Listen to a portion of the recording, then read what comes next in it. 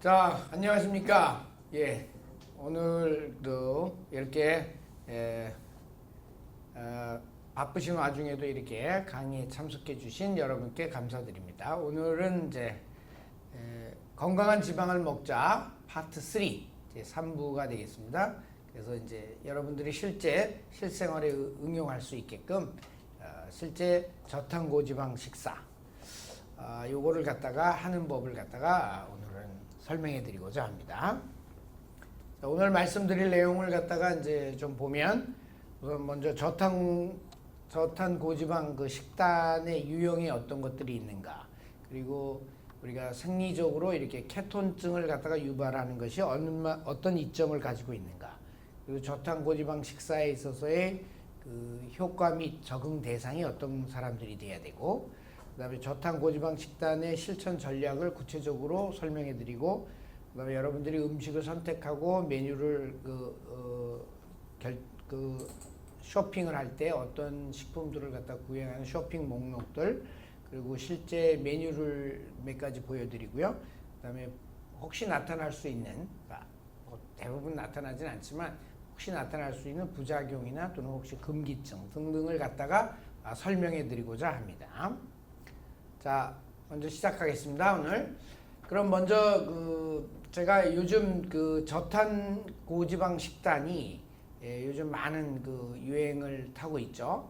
그 이유가 뭐라고 생각하세요? 예, 그건 바로 그동안 우리가 너무 탄수화물에 지나치게 의존을 해왔기 때문에 그런 것입니다.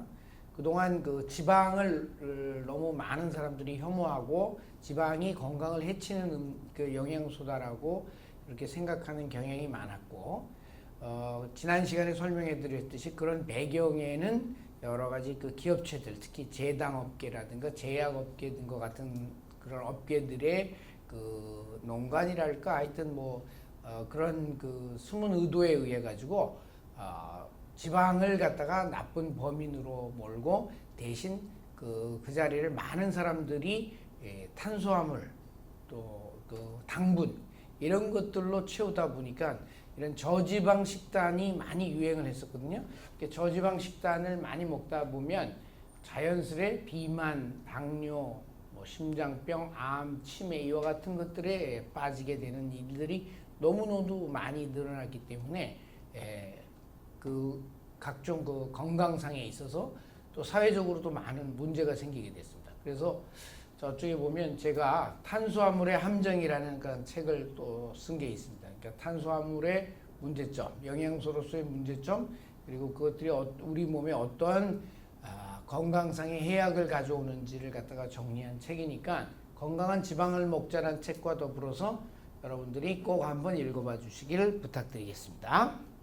이렇듯 저지방 식단을 우리가 선호하고 우리가 지방을 갖다가 혐오하게 되면 저는 그 지난 시간에 보여드린 슬라이드인데 인류가 멸종한다.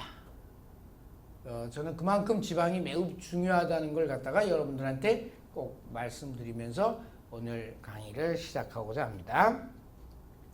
자, 그러면 이제 우리가 그동안 너무 탄수화물을 많이 먹었는데 탄수화물을 줄이는 그러한 식단이 이제 저탄수화물 식당, 영어로는 로우 캅 다이어트가 되겠죠.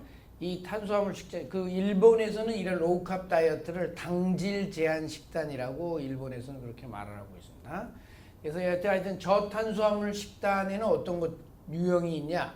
여러 가지 유형이 있습니다. 여기서 보시다시피 맨 처음에 저탄수화물 식단으로 나온 것이 미국의 애킨스 다이어트, 우리나라에서는 황제 다이어트로 번역돼서 불렸던 게 바로 이겁니다.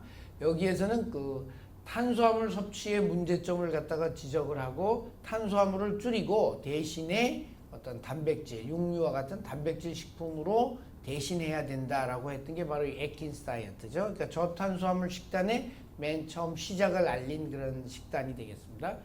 이 식단에서는 그러니까 탄수화물을 줄임으로써 인슐린 분비를 떨어뜨리는 그 효과를 만끽해야지만 우리가 대사균형을 이룰 수 있다는 그런 내용이 되겠습니다. 그런데 이제 이것만 가지고는 이게 좀 더 발전을 해가지고 어떤 식으로 가게 되냐면 이제 케토제닉 다이어트. 케토제닉 다이어트라는 것은 케톤을 몸 안에서 영양소로 쓸 수 있게끔 그 정도까지 탄수화물을 더 줄여야 된다. 이런 얘기가 된 거죠. 그리고 케토제닉 다이어트가 되려면 탄수화물을 줄이는 것뿐만 아니라 단백질 섭취도 너무 많이 하게 되면 케톤 생성이 안 되기 때문에 제대로 되지가 않습니다. 그래서 케톤이 몸 안에서 혈중 레벨이 증가한다는 건 바로 그 지방이 몸 안에서 연료로 사용되고 있다는 뜻이거든요. 그렇기 때문에 몸을 지방을 태우는 몸으로 이렇게 바꾸기 위해서는 케톤 레벨이 증가될 정도까지 탄수화물을 줄이고 단백질 섭취도 조금은 줄여야 돼요. 단백질 섭취가 많으면 단백질이 몸 안에서 포도당으로 전환되는 일이 생기기 때문에 그런 일까지도 안 되게 하려면 단백질 섭취도 줄이고서 지방 섭취를 더 늘려야 한다는 게 바로 이게 케토제닉 다이어트가 되겠습니다. 그 다음에 이제 최근에 들어서 오게 되는 게 이제 카니보어 다이어트. 이런 것들은 뭐냐면 아예 식물성 식품을 하나도 먹지 말고 동물성 식품만을 먹자는 그런 주장이 되겠는데, 이거는 이제 꼭 저탄수화물 다이어트, 이것도 물론 저탄수화물 다이어트인데요. 이것을 하는 이유는 위장관의 염증을 갖다가 진정시켜 주기 위한 목적으로 이것을 하고 있습니다. 그래서 사가 면역 질환 같은 만성 염증성 질환일 때 바로 이와 같은 카니보어 다이어트를 갖다가 많이 하는데, 이렇게 되면 이제 아무래도 동물성 식품만 먹다 보니까 과도한 단백질 섭취의 위험성을 안고 있겠죠. 그래서 하여튼 이런 것들이 있고요. 그 다음에 이제 또 역시 저탄수화물 식단 중에 하나로서 이제 팰리오 다이어트, 우리말로 번역하면 구석기 식단이라는 게 있는데, 요거는 이제 우리가 인류가 신석기 시대로 들어오면서부터 농경을 하고 그 다음에 가축을 기르기 시작했지 않습니까?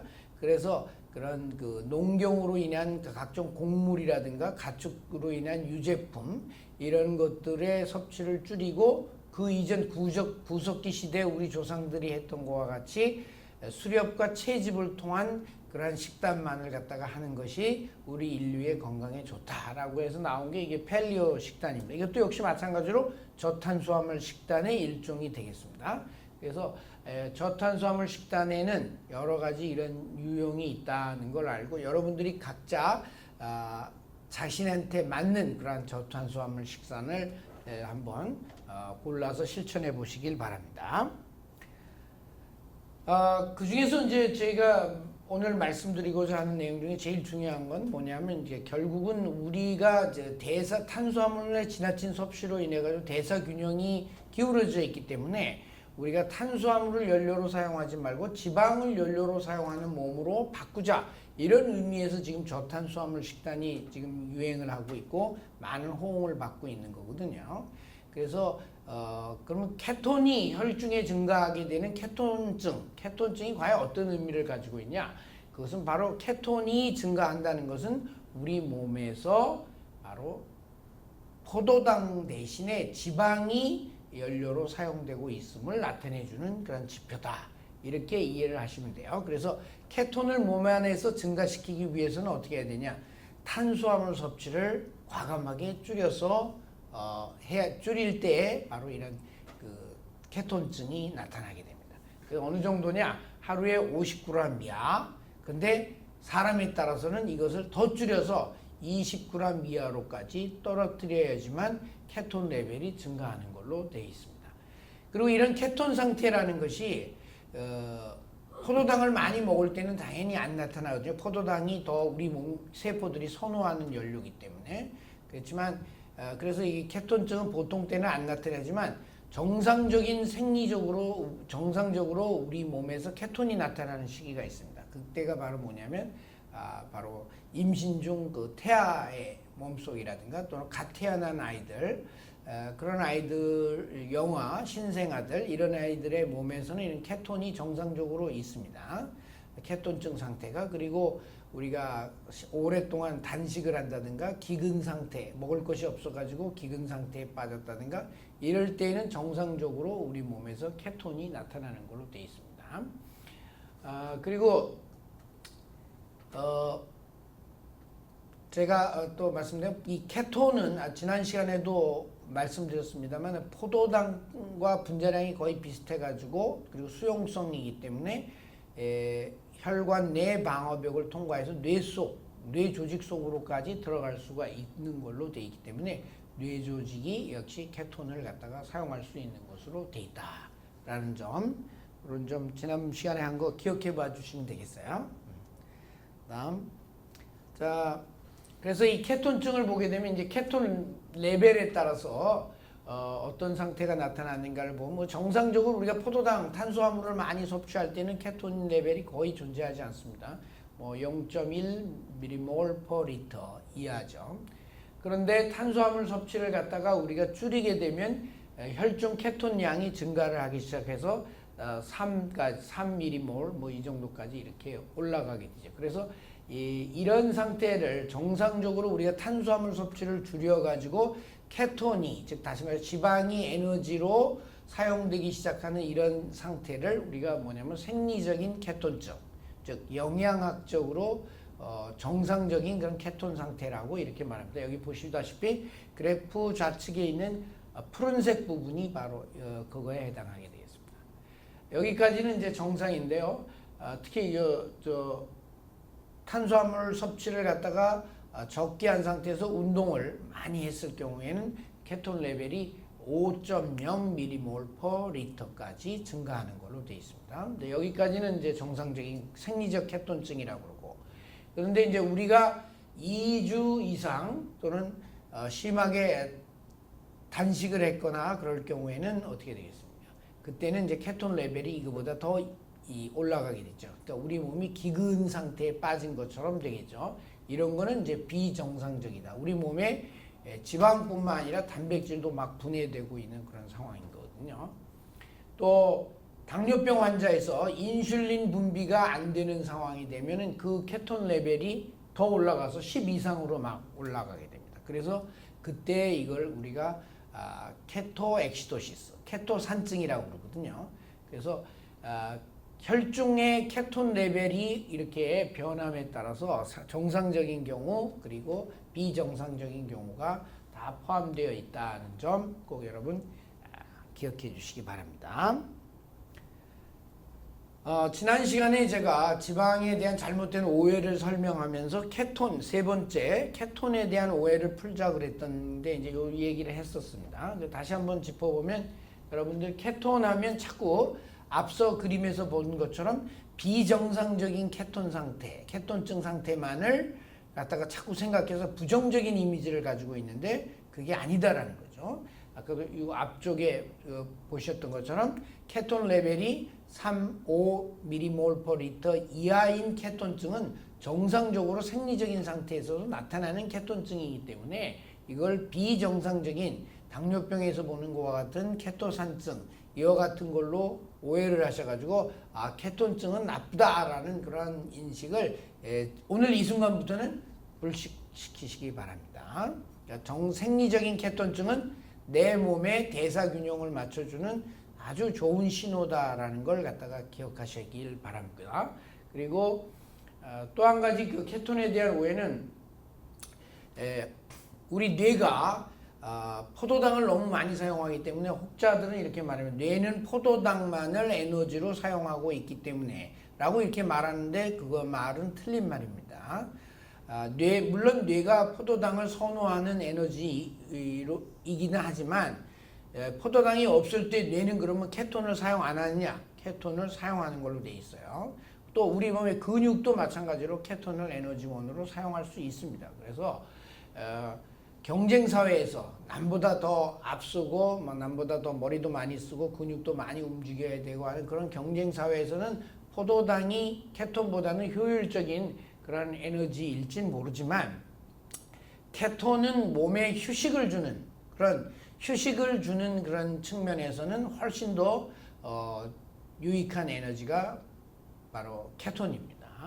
그렇기 때문에 우리가 포도당 사용을 갖다가 일시적으로 여러분 몸속에서 포도당을 연료로 사용하는 것을 일단 중지하고 케톤을 에너지 연료로 사용하게 되면 가장 큰 것이 바로 여러분 몸속에서 몸속 대청소 효과가 일어나게 된다는 점. 그 점을 꼭 기억해 주시기 바라고요.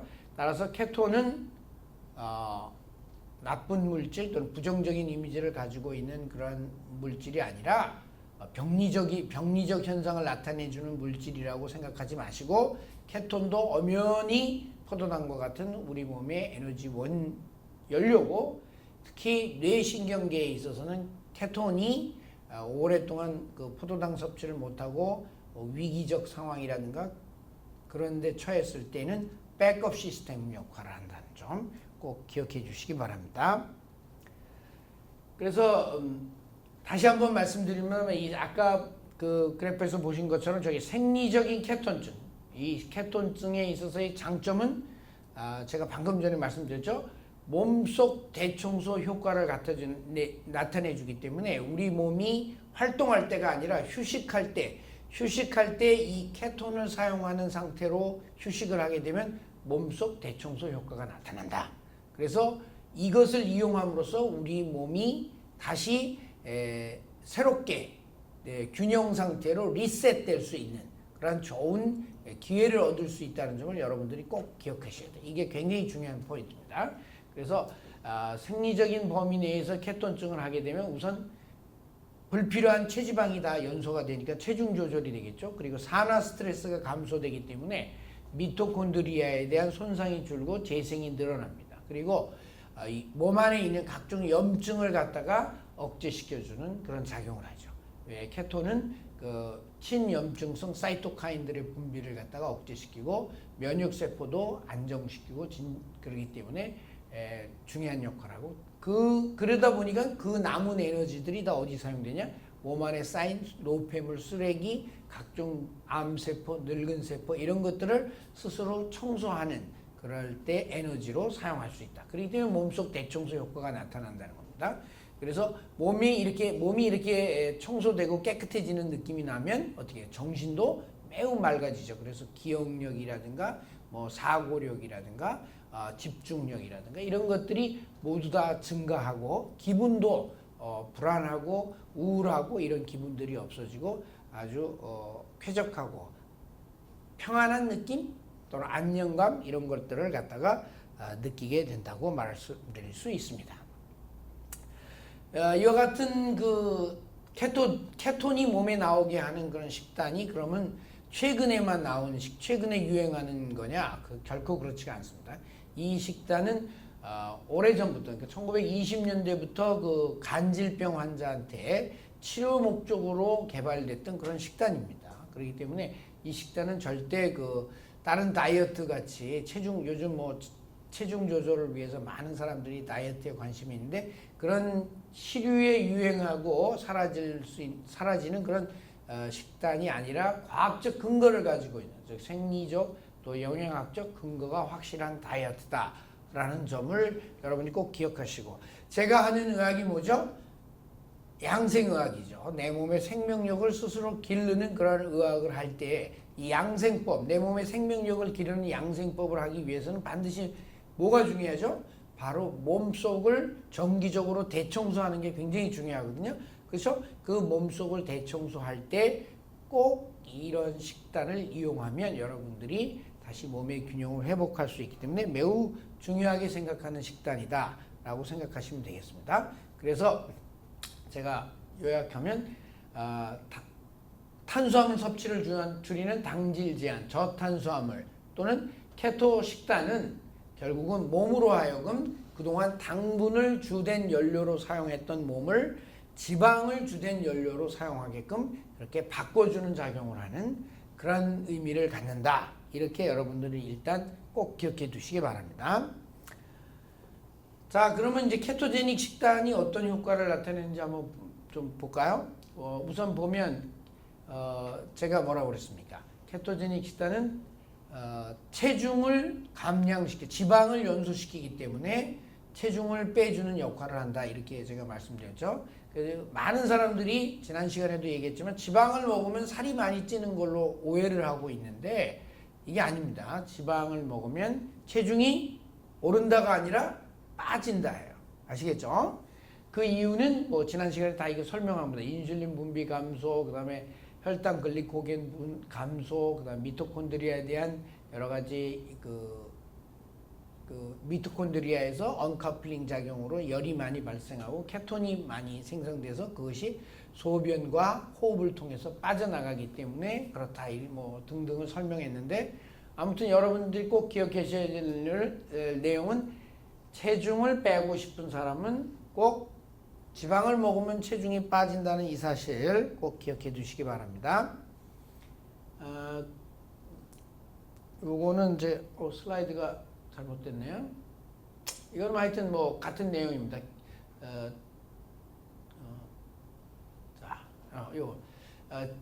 우리가 지방을 많이 섭취하게 돼서 그래서 몸 안에서 케톤 수치가 증가하면 인슐린 분비가 감소하고 그렇기 때문에 지방이 분해되고 그다음에 지방에서 열 생산이 증가되고 그리고 케톤체가 소변이나 그다음에 호흡을 통해서 빠져나가기 때문에 체중이 감소하고 인슐린 저항성이 개선된다는 그런 내용이 보여주는 내용이 되겠습니다. 그래서 우리가 탄수화물 중 저탄 고지방 식단을 갖다 하게 됐을 때 체중 감량 효과를 비교해 보면 우리가 지방을 적게 먹는 그리고 그러니까 저지방 식단이죠. 저지방 식단을 했을 때보다 그다음에 저탄 고지방 식단을 했을 때 오히려 체중이 더 많이 감소되는 걸 그쵸 차이를 보실 수 있습니다. 그러니까 우리가 저지방 식단, 즉 탄수화물을 먹으면서 체중을 빼려면 여러분 어떻게 하죠? 칼로리를 제한할 수밖에 없어요. 배가 고파도 참고 칼로리를 갖다가 제한되게 먹고 운동은 더 많이 해야 되고 이러한 그 옛날 방식의 다이어트를 갖다가 해야 됐었는데 이 저탄 고지방 식사를 하게 되면 그런 식의 식사를 할 필요가 없다 이게 마음껏 먹으면서도 이같이 놀라울 정도로 많이 지방이 분해되는 것을 갖다가 우리가 경험하실 수 있습니다. 또 이 케톤이 몸 안에서 많아지게 되면 어떤 장점이 있냐면 염증을 줄이는 염증 레벨을 낮춰주는 그런 효과를 가지고 있습니다. 케톤이 미토콘드리아에서 사용되면 포도당이 사용될 때보다 산화 스트레스가 약 30% 이상 감소되는 걸로 되어 있죠. 그러니까 미토콘드리아 손상을 그만큼 줄여준다는 얘기죠. 또 케톤은 인슐린 분비를 억제시키고요. 그 다음에 지방이 분해되기 때문에 지방이 원래 우리 몸 안에서 여러 가지 독소들의 저장 창고 역할을 하지 않습니까? 그러니까 그러한 독소 저장 창고가 없어지게 되니까 염증 원인이 그만큼 감소되게 됐고, 그 다음에 케톤체가 친염증성 사이토카인들의 분비를 갖다가 억제시켜주는 걸로 되어 있고요. 또 친염증성 지방산 오메가6에서부터 만들어지는 아라키돈산과 같은 것들의 분해를 촉진시키는 걸로 되어 있고, 그 다음에 건강한 지방을 많이 먹게 되면은 포도당 먹는 거에 비해서 장내에 병원성 세균들이 많이 억제가 되는 걸로 되어 있습니다. 그래서 장내 세균들이 안정화되겠고요. 그러다 보면 아무래도 세균성 독소니 그들이 내뿜는 내독소들의 양이 줄어드니까 염증 발생의 원인이 그만큼 줄어드는 거죠. 또 면역세포들에도 에너지를 갖다가 충분히 공급해주는 연료가 될 수 있습니다. 그리고 후생유정학적으로 우리가 그 DNA를 감싸고 있는 히스톤 단백질이 풀림을 갖다가 방지하기 때문에 유전적으로 변이가 일어나거나 하는 걸 갖다가 억제시킬 수가 있는 거죠. 그런 의미에서 볼 때 하여튼 케톤은 염증 레벨을 줄여주는 그런 역할을 하기 때문에 반드시 이런 염증성 질환을 가지고 특히 만성 염증성 질환을 가지고 있는 환자들은 케톤을 잘 이용하면 약 없이 음식으로 자신의 몸에서의 염증 레벨을 갖다가 줄일 수 있는 그런 기회를 얻게 된다는 점 꼭 기억해 주시기 바랍니다. 그 다음에 이제 케톤 연료의 장점은 아까도 말씀드렸듯이 케톤은 포도당처럼 경쟁 에너지가 아니라 여러분들이 내 몸을 치유해주고 내 몸에 고장난 곳, 또 염증이 생긴 곳, 망가진 곳, 오래된 것들을 갖다가 고쳐주는 치유 에너지다라고 이해를 하셔야 돼요. 그래서 이 점을 잘 활용을 해서 여러분들의 지금 망가진 몸을 다시 원래 상태로 회복시키는데 이 케톤 에너지를 갖다가 사용하라. 다시 말해서 지방을 연소시키는 그러한 기회를 갖다가 만들어야 된다는 점, 그 점을 제가 꼭 강조해서 말씀드리고 싶습니다. 그래서 이게 아까도 말씀드렸지, 제가 케톤제닉 다이어트 또는 저탄수화물 다이어트 이런 것들을 갖다 하게 되면 몸속 대청소 효과가 일어난다라고 말했던 이유가 바로 이겁니다. 그렇게 되는 이유가를 따져보면 케톤이 분자량이 포도당 정도밖에 안 되기 때문에 분자량이 크지 않죠. 그러니까 수용성이고 혈관 내 방어벽도 잘 통과할 수 있고 대사 효율도 개선시켜주고 활성산소의 발생을 줄여주고 항산화 능력을 증가시켜주는 등의 효과를 가지고 있기 때문에 그렇습니다. 그리고 특히 그 뇌 조직에 가서 뇌 조직에 들어가서 거기서 에너지원으로 사용될 수 있기 때문에 이미 뇌 조직 속에 손상을 받았거나 또는 염증이 있거나 또는 각종 질병으로 인해 가지고 뇌 기능이 많이 뇌세포의 기능이 떨어져 있을 때 그 뇌세포를 갖다가 치유할 수 있는 그러한 에너지가 뭐냐면 포도당이 아니라 바로 이같이 케톤을 사용하는 몸으로 바꿔주게 되면 뇌세포의 기능이 많이 안정될 수가 있습니다. 그래서 뇌는 포도당만 사용한다라고 말하는 거 그거 잘못됐다고 제가 아까 지적했죠. 뇌 조직은 포도당이 있으면 많이 사용하지만 포도당이 없을 경우에는 케톤을 사용해서도 충분하게 연명하고 생존할 수 있다. 얼마까지? 뇌 조직의 60% 뇌가 사용하는 전체 에너지의 약 60%를 케톤으로 얻을 수 있다라는 사실을 여러분들이 꼭 기억하셔야 됩니다. 그래서 이런 점을 안다면 여러분 노화 방지를 추구하는 분들 케톤이 얼마나 중요한 연료인지 알겠죠. 또 뇌신경계통의 염증이라든가 손상을 받고 뇌신경 기능을 갖다가 개선하고 싶으신 분들 이런 사람도 케톤이 매우 중요한 몸에서의 에너지가 된다는 점 꼭 기억해 주시기 바랍니다. 자, 그래서 이게 그 탄수화물을 줄이는 케토제닉 식단은 한마디로 말해서 지방을 연소시키는 식단이다라고 제가 말했고 그런 것들의 장점을 다 얘기했고요. 저기서 보시다시피 케토제닉 식단은 전체 우리가 먹는 대영양소 중에서 탄수화물 섭취를 과감하게 줄이고 즉 5 내지 10% 정도로 그리고 지방 섭취를 갖다가 60%, 70%, 80%까지 이렇게 확 올리는 것이 바로 이러한 그 케토제닉 또는 저탄수화물 고지방 식단이다 라고 하는 점 꼭 기억해 주시기 바랍니다. 자, 그러면 이번에는 이런 저탄 고지방 식단이 어떤 효과가 있는지 어떤 질환의 효과가 있는지 그걸 한번 알아보겠습니다. 크게 제가 이제 세 부분으로 나누는데 하나가 이제 대사성 질환 그러니까 비만, 당뇨, 대사증후군, 심혈관 질환, 암 이와 같은 그 대사성 질환의 효과가 있고요.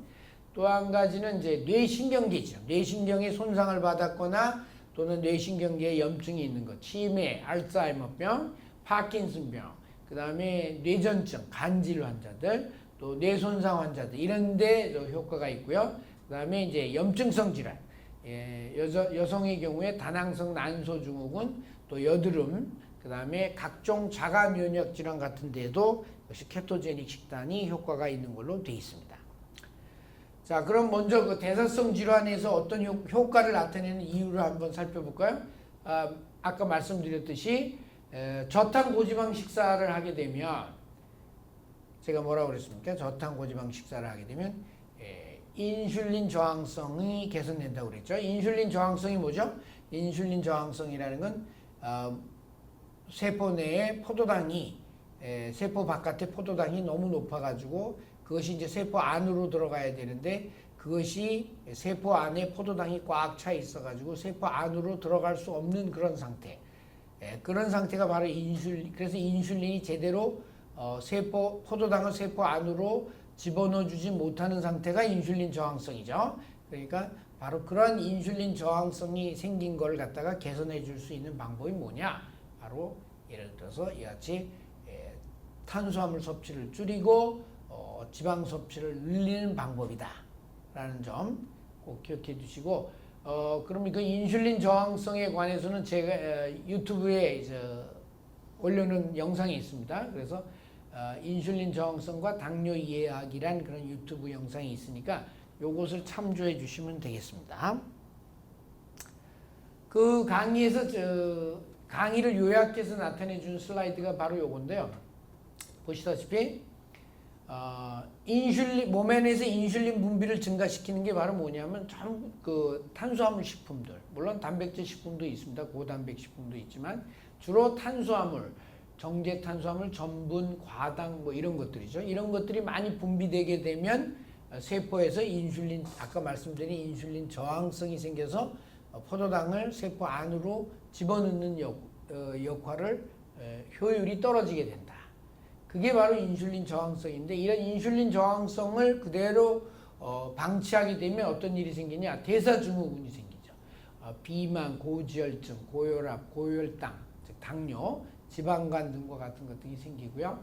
그 다음에 이걸 계속 놔두게 되면 결국은 혈관에도 염증이 생겨서 혈액순환 장애가 오게 됩니다. 그렇기 때문에 심장병, 뇌졸중, 각종 말초 순환장애, 콩팥이 망가지기도 하고 망막질환, 발기부전, 족부궤양 등과 같은 것들이 생기고, 또 이것을 계속 방치하게 되면 나중에 암, 치매, 뭐 통풍, 관절병, 여러분들 모든 골다공증, 전립선 비대, 여러 가지 이와 같은 질환들이 생깁니다. 그렇기 때문에 여기서 쭉 이 흐름이 쭉 일련의 연속 과정을 가지고 있기 때문에 여러분 인슐린 저항성이 거의 모든 우리가 알고 있는 성인병의 뿌리라고 할 수가 있습니다. 그렇기 때문에 인슐린 저항성이 발생되지 않고 또 이런 인슐린 저항성을 바로잡는 것이 매우 중요한데, 인슐린 저항성을 뭘로 바로잡는다? 약으로 바로잡는다? 아닙니다. 약으로 바로잡는 게 아니라 바로 원인이 음식이기 때문에 음식으로 생긴 병을 왜 약으로 고칩니까? 음식으로 고쳐야죠. 그렇기 때문에 음식을 바로잡음으로써 여러분 인슐린 저항성을 바로잡을 수 있습니다.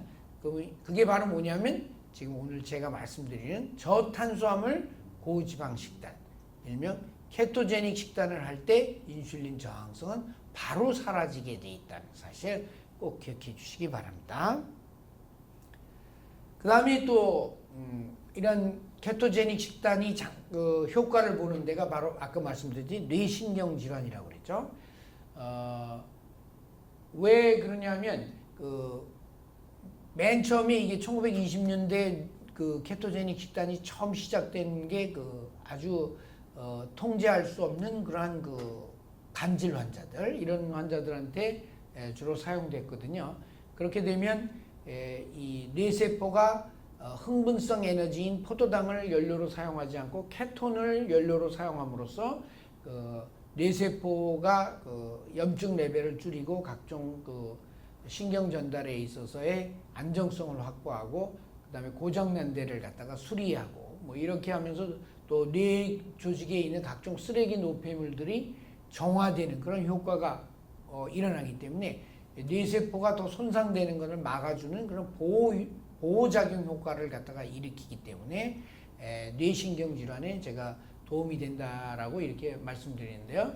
그러다 보니까 이제 주로 어떤 것들이냐, 간질 환자들을 포함해서 이제 아주 심한 편두통 환자 또는 뇌손상, 알츠하이머, 파킨슨, 뇌종양 환자, 또 수면장애, 또 그다음에 자폐증, 또 여러 가지 다발성 경화증과 같은 자가 면역 질환, 심지어 조현병에도 이게 효과가 있을 거다라고 저는 생각을 합니다.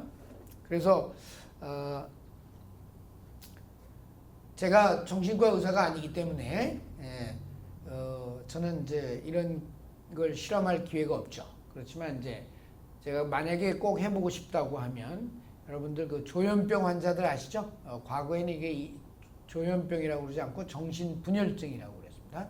이런 환자들이 정신 상태가 이게 뇌 신경 기능이 흥분하게 되는데, 그것이 주된 원인이 제 생각은 뇌 쪽에 뭐 여러 가지 염증도 있고 뭐 자극성인 물질도 많이 먹고 그랬던 걸로 생각되는데, 뭐 어찌 됐든 그걸 갖다가 안정화시키는 과정에 있어서는 여러 가지 우리가 이와 같은 고지방 식단이 굉장히 도움이 될 거라고 저는 확신하고 있습니다. 실제 정신과 환자들을 보게 되면 정신과 병원에서 제일 잘 되는 게 뭔지 아십니까? 바로 매점이에요, 매점. 대부분의 정신과 환자들은 아주 정제된 탄수화물, 과자, 스낵류 그런 것들을 아주 입에 달고 삽니다. 그렇기 때문에 그런 걸 계속 먹다 보니까 정신이 계속 신경이 흥분된 상태로 흐르게 되고 그러다 보니까 이와 같이 문제가 많이 생기는데 그럴 때 이런 사람들한테 일단 그 탄수화물 섭취를 줄이고 고지방 식사를 갖다가 하게 되면 저는 틀림없이 이런 사람들의 상태가 매우 많이 안정되고 균형된 상태로 돌아올 거라고 저는 생각하고 있습니다.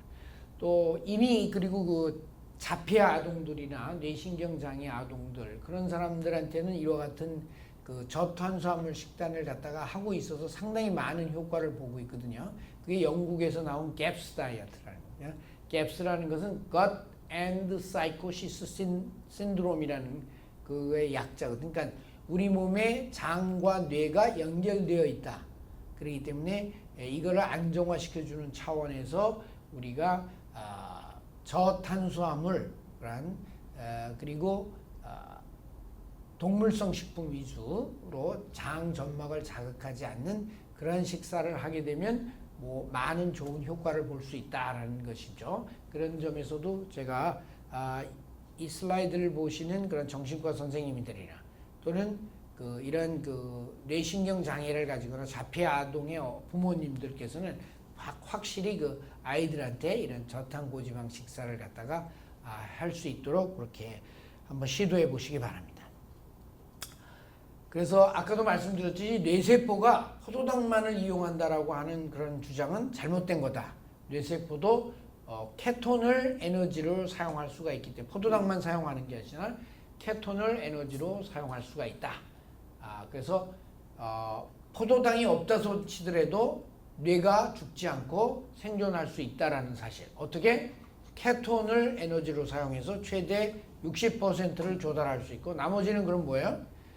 단백질을 분해한다든가 또 지방을 분해할 때 나오는 게 뭐지? 트리글라이세라이드에서 나오는 게 글리세롤 아니에요?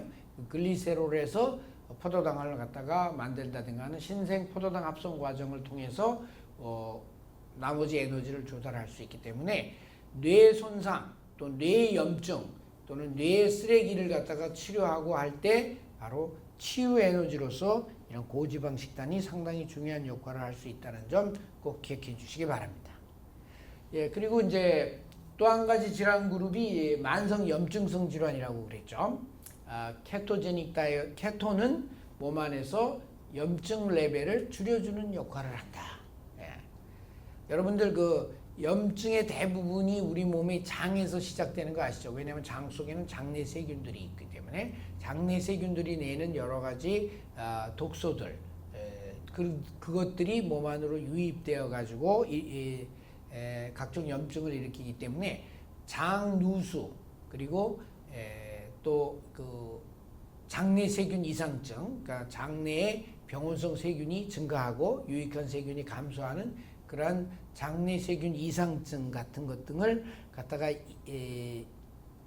바로 잡아주면 염증 레벨이 바로 줄어들 수 있습니다. 그래서 그렇게 장내 환경을 개선시켜주기 위한 식사로서 아까 방금 전에 말씀드렸던 갭스 다이어트라든가 또 최근에 나온 동물성 식품만을 갖다가 먹는 카니보어 다이어트 이런 것 등이 상당히 효과를 일으키고 있는데 이것도 다 물론 케토제닉 다이어트는 아니지만 저탄수화물 다이어트이기 때문에 역시 염증성 질환에 많은 효과를 가져다 줄 수 있다는 점 말씀드리고요. 그 다음에 여러분 그 탄수화물 중에서 포드맵이라고 하는 게 있습니다. 포드맵은 발효가 아주 잘 되는 그런 이와 같은 올리고사카라이드, 다이사카라이드, 모노사카라이드, 폴류 이게 전부 다 탄수화물이거든요. 그러니까 이런 탄수화물을 많이 가지고 있는 이런 음식을 먹게 되면 어떻게 돼요? 몸에서 발효가 돼가지고 가스가 많이 차고 장이 자극을 자꾸 받지 않습니까? 그렇기 때문에 자극성 장증후군 또 염증성 장증후군 이와 같은 것들이 많이 일어나고 또 신경학적으로도 굉장히 불안해하고 초조해하고 하는 이런 증상들을 많이 갖고 있는 사람들이 많기 때문에 이런 장을 자극하는 그 포드맥 이런 식품들을 갖다가 먹지 않는 그러한 것도 역시 마찬가지. 그러니까 탄수화물 식품을 갖다가 줄이게 되면 이와 같이 만성 염증성 질환에 매우 많은 도움이 된다는 점 꼭 기억해 주시기 바라고요. 그래서 만성 염증성 질환자들, 특히 자가 면역 질환자들 있지 않습니까? 이런 분들은 꼭 이러한 그 고지방 식단이 매우 도움이 된다는 점. 그리고 그 유형에는 뭐 케토제닉도 있고 갭스 다이어트, 캐니보 다이어트, 포드맥 식단 등등이 있으니까 그런 것 등을 자기한테 맞는 걸로 선택해서 이렇게 하시면 굉장히 큰 도움을 얻을 수 있다는 점 말씀드립니다. 그래서 케토제닉 식단의 그 저탄수화물 케토제닉 식단의 장점 또는 목적 이걸 갖다 크게 요약해 보면 이렇습니다. 뭐 우리 몸의 인슐린을 안정화시켜서 체중 감량 효과라든가 각종 인슐린 저항성을 개선한다는 그런 목적 하나. 또 한 가지는 아까도 말씀드렸죠. 염증과 산화 스트레스를 감소시켜 가지고 그 사이에 몸의 자정 능력을 통해서 몸속에 불필요한 쓰레기와 노폐물을 청소하는 효과를 얻는 그런 바로 몸속 대청소 효과. 바로 이 두 가지를 얻어서 우리 몸을 치유시키고 그 다음에 다시 대사 균형을 맞춰주는 것이 바로 케토제닉 식단의 목적이다 라는 점 꼭 기억해 주시기 바랍니다.